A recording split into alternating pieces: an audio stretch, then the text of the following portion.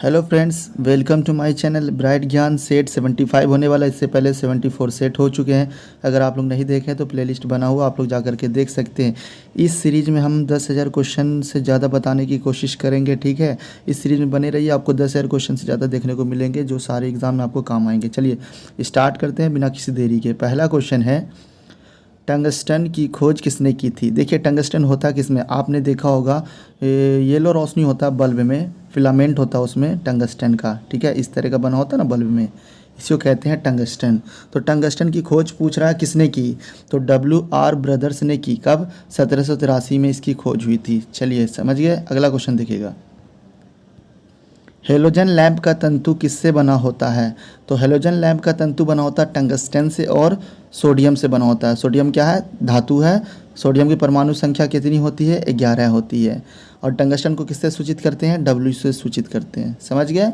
चलिए अगला क्वेश्चन देखिएगा, प्रत्यावर्ती धारा को दृश्य धारा में परिवर्तित करने वाली युक्ति को क्या कहते हैं। मतलब AC करंट को किस में कन्वर्ट करना है? DC में कन्वर्ट करना, तो रेक्टिफायर।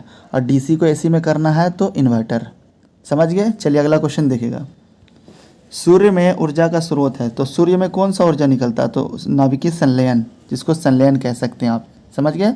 चलिए अगला क्वेश्चन देखिएगा, पायरोमीटर का प्रयोग करते हैं, तो पायरोमीटर का प्रयोग करते हैं जो अत्यधिक ताप होगा, उच्च ताप होगा, उसको हम मापते हैं। जैसे सूरज की रोशनी को, सूरज के हीट को मापेंगे तो किसे मापेंगे? पायरोमीटर से। समझ गए। चलिए अगला क्वेश्चन देखिएगा, आंतों के रोगों के निदान में किन किरणों का उपयोग होता है? किन किरणों का उपयोग होता है? तो एक्स किरण का उपयोग होता है, पता होगा आपको, हम लोग एक्सरे करवाते हैं, वही एक्स किरण। समझ गए। चलिए अगला क्वेश्चन देखिएगा, भारत में प्रचुर मात्रा में उपलब्ध महत्वपूर्ण नाभिक ईंधन कौन सा है? तो थोरियम है। क्या है? थोरियम है, जो भारत में प्रचुर मात्रा में मिलेगा देखने को।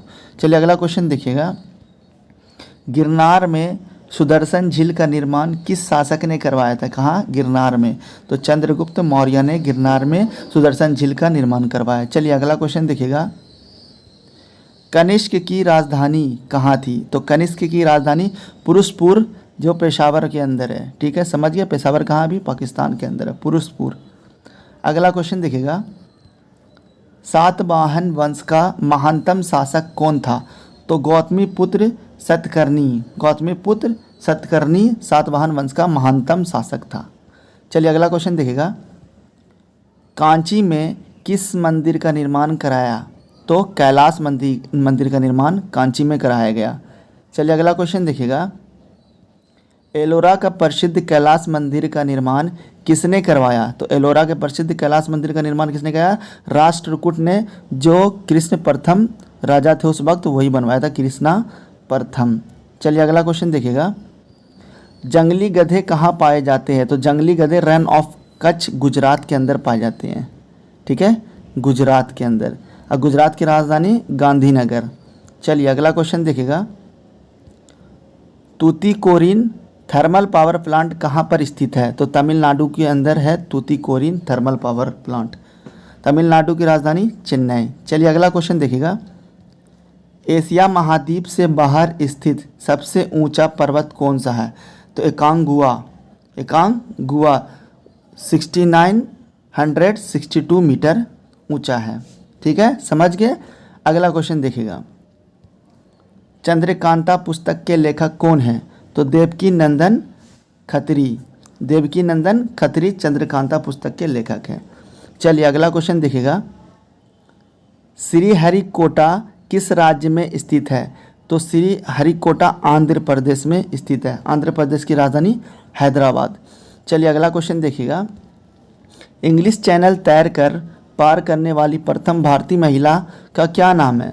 तो आरती शाह नाम है। क्या नाम है? आरती शाह। चलिए अगला क्वेश्चन देखिएगा, भारतीय सिनेमा का जनक किसे कहा जाता है? तो भारतीय सिनेमा का जनक दादा साहेब फाल्के को कहा जाता है। चलिए अगला क्वेश्चन, जो आज का लास्ट क्वेश्चन है, नेपाल का राष्ट्रीय पशु है? तो नेपाल का राष्ट्रीय पशु कौन है? गाय है। क्या है? गाय है। चलिए, थैंक यू फॉर